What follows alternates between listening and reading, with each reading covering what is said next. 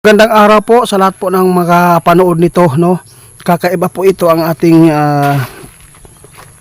topic ngayon, guys. Tungkol po ito sa businessman, no. May pigiri po siya na napakalaki, no. Hindi ko na lang babanggitin, basta babanggitin yung pangalan, taga Digos po ito, no. Meron pong nagchat sa atin, guys. Gusto po daw niya na ipatanong kay kaibigan Sioto kung bakit po nauubos ang kanilang baboy, nangamatay, nagtatai, at saka meron pong mga parang kinakagat po ng mga lamok ba, may mga pula-pula. Kaya kung ano daw ang sanhi, no, kung anong sanhi, kung bakit nagkakasakit at nagtatai ang kanilang baboy, naubos daw, guys. Kaya maraming pong makakuha po nito, guys, na magandang paraan kung ano po ang magandang ipakain, kung ano man ang ipaabot ni kaibigan po nating Sioto dito.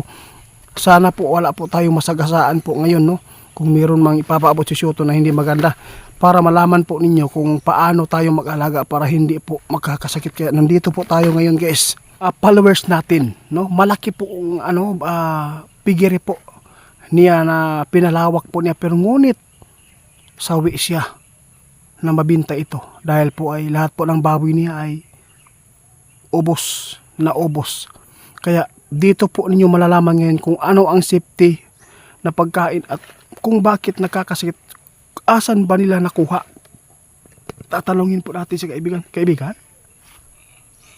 Salamat, nandito po kayo. Meron pong kakaiba po talaga yung ano natin ngayon dito, topic tungkol po ito sa baboy.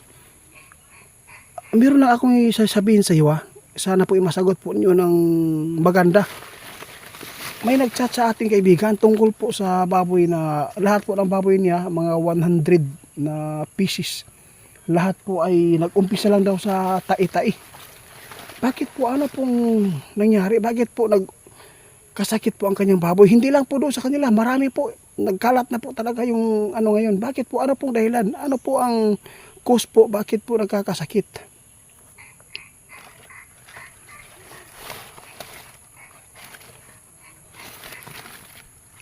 So guys, ito po yung paabot ni kaibigan, no. Naintindihan ko talaga ang pinapaabot niya. Alam po ba nyo, guys, naalala ko noong nag-alaga kami ng baboy noon, wala pang feeds. Ang pinapakailan namin tangkong, karlang. Yung karlang is gabi, niluluto namin. Tapos lagyan po ng pwede tik-tik, no, ng palay at saka yung tahop sa mais. Napakaganda, walang sakit, guys, hindi po nagtatai. Oo, napakaganda po yung tubo. Kaya lang medyo matagal-tagal kasi kakaiba po talaga sa feeds ngayon. Kaya sinabi po ni kaibigan Sioto, ang dahilan po ng pagkakasakit po ng baboy dahil lang po pala sa kinakain nila na may mga medisina, guys, tulad po ng feeds. Ano kayang maganda, kaibigan? Ano kaya?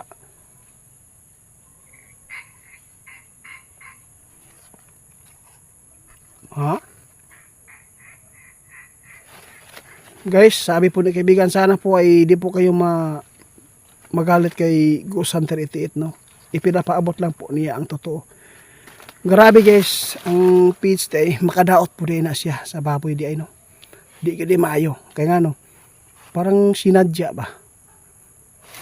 Kung makabili ka ng feeds, dapat po may mga vitamins din. Dati wala pong vitamins talaga, kaibigan. Ano po talaga ang magandang gawin po, kaibigan, para maiwasan po sa mga nag-aalaga po ngayon ng hayop ng baboy? Ano po ang magandang ipakain? Tama ka, kaibigan. Tama po yan. Guys, sabi po ni kaibigan, ang maganda daw na ipakain sa baboy tulad po ng karlang at saka tangkong, tahop lang yun, no? Tahop. Hindi naman ako naninira po sa mga nag-alaga at saka feeds yung pinapakain. Hindi naman po ako naninira sa mga feeds, pero kadalasan po, kung sino man yung makarinig ngayon, kadalasan feeds ang pinapakain sa baboy. Laging nagtatai. Gumastos po yung mga tao para lang maagapan no? Napakamahal pa naman yung mga vitamins na pambili na sa mga para sa baboy guys, no? Kaibigan, ano pa ang totoo yan. Guys, sabi po niya dati, ang mga tao dati hindi feeds ang pinapakain, tahop lang at saka karlang yung gabi. Ngayon na sumulpot po yung feeds na yan, may iba hindi naman po na naagapan sa gamot, pero kadalasan po talaga ngayon, no, mas nilala dahil po sa medisina nilagay po nila sa feeds, no. Marami talagang nagkakasakit, lalo na po yung mga manok, kaibigan. Ano po yung maganda ipakain sa manok?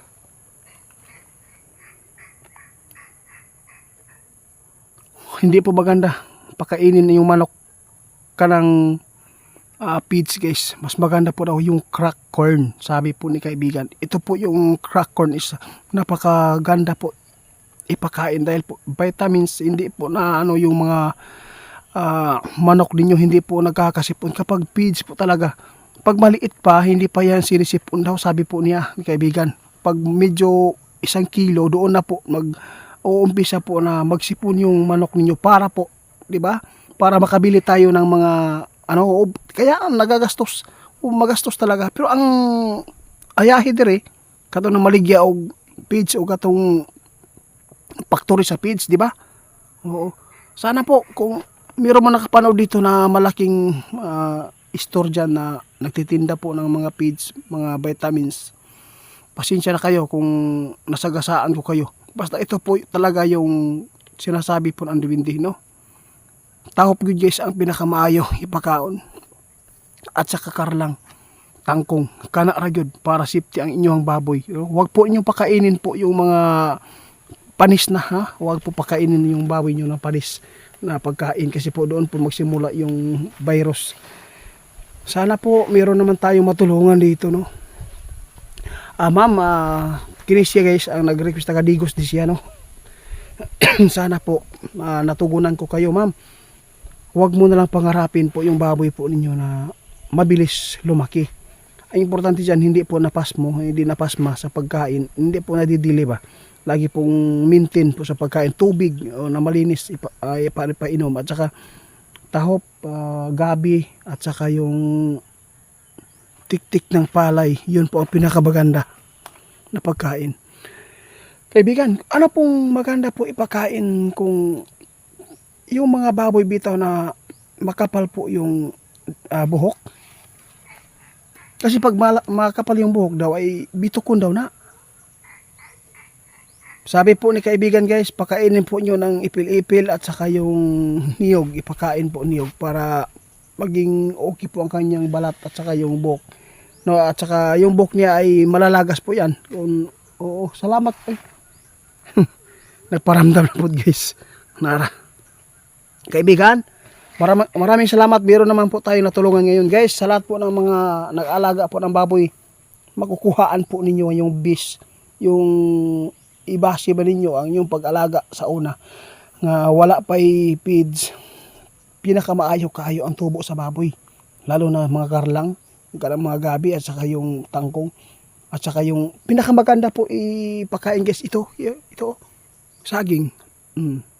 Saging guys, yung ubod ng saging, pinakamaganda yan ipakain at saka yung papaya po maganda po. Oo, totoo yan kaibigan, totoo yan. Oo, maganda po ipakain yung papaya talaga guys, ipakain sa baboy na lutuin lang. Sana natugunan kayo, ma'am. Maraming salamat sa iyong pagtitiwala sa kaibigan po namin. Hindi naman po ito sa lahat po naman niniwala, nasa inyo lang. Hindi po ito nakasasira po sa mga tao, kundi nakakatulong po yung ginagawa namin dito.